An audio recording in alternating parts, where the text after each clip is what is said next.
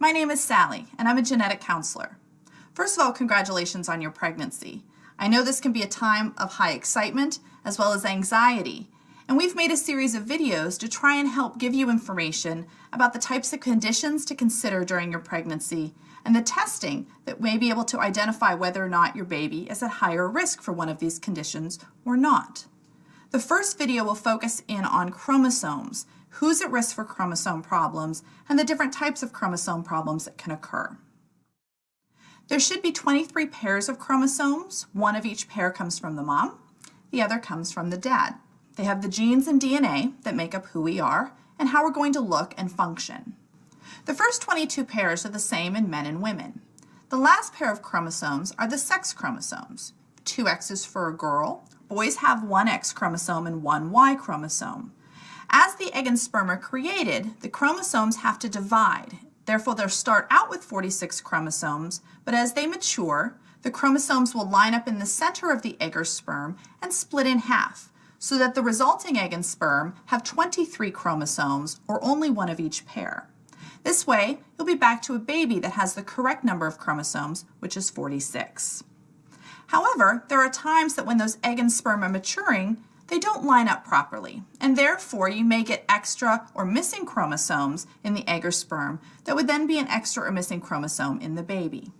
If you think of DNA as the instructions or recipe for our bodies, anytime you put in an extra ingredient or leave one out, it will depend on what that ingredient is and how much is extra or missing to determine the effect on the recipe. And this is how it would work as well in our bodies. Although these types of problems can happen to women of any age, they occur more often in women as they get older.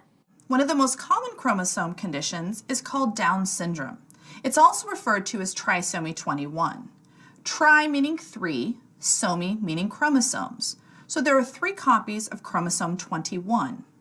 You can see that it's one of the smaller chromosomes and therefore does not have as many extra or missing genes. Because the genes that are extra are similar in all children with Down syndrome, they will all have similar facial features, intellectual disabilities, and physical problems similar to other children with the same condition. When you look at a chromosome like chromosome 18, it can also be extra and is called trisomy 18, also known as Edwards syndrome. This chromosome is almost twice the size of chromosome 21 and therefore has a lot of additional information and genes, resulting in a more severe condition for the baby. These children will have more severe abnormalities than with Down syndrome. Trisomy 13 is another example. It's even larger than chromosome 18, so that when it's extra, it'll be even more severe. Another name for this condition is Patau syndrome. Triploidy is when there's actually an extra chromosome in every pair.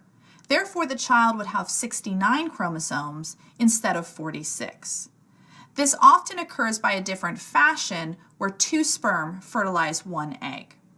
There can also be problems with the sex chromosomes. For instance, there could be extra X's in a girl, therefore she has 3 X chromosomes. There could be extra X's or Y's in a boy, resulting in 2 X chromosomes instead of 1, or 2 Y chromosomes instead of 1. These conditions tend to be milder. However, they are still worth testing for in order to ensure that these children can get the proper early intervention. Finally, missing chromosomes can also occur.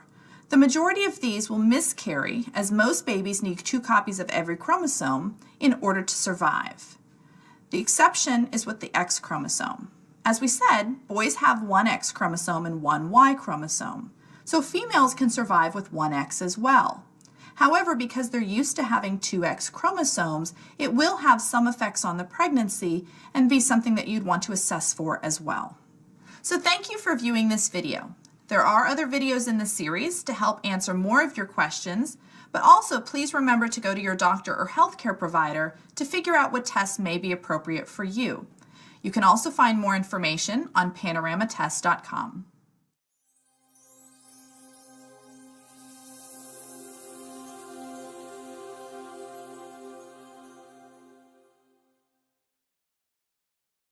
These tests were developed by Natera Inc., a laboratory certified under the Clinical Laboratory Improvement Amendments.